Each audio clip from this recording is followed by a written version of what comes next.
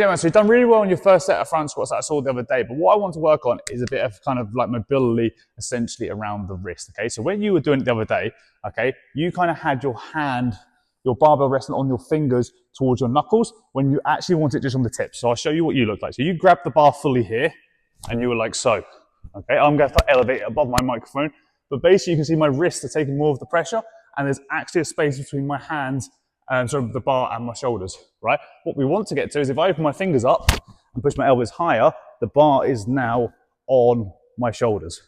So the first way to practice this is actually called a zombie squat, okay? What you're actually gonna do is take your hands out of it. You're just gonna go underneath the bar, put your shoulders right into the bar, and put your hands parallel to the ground.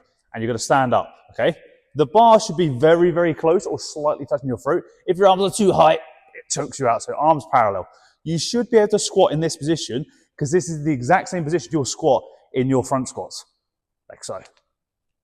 Back up, and I'll show you. Again, front squat position, exactly the same. Here, it's resting on my shoulders. I can take my hands off now, do the same thing. That's how we want the bar to rest. So the wrists are just pinned in there. I get my fingertips to the edge of the bar, all the way through, all the way through. It's on my shoulders, my fingers are just touching it. And that's how we can hold the bar, okay? Actually, I'll send you over a video of a couple of mobility stretches from my other squat video I've done before. Use those exercises to stretch the back of your tricep and your lats. They're the last two exercises. That will also make it easier to get your elbow higher in that position. Because again, if our elbows are down here pointing downwards, we're gonna have more pressure on our wrist. If we go up here, bar rests on our shoulders. The last detail, once we start working on this, is I want you to slow your squat down. Realistically, Jim, all I want you to do, if I'm you, here. So at the moment, you look like this, and it's absolutely fine. It's a very good squat. It's down, back up, down, back up. I want a 3 to 5 count. 1, 2, 3.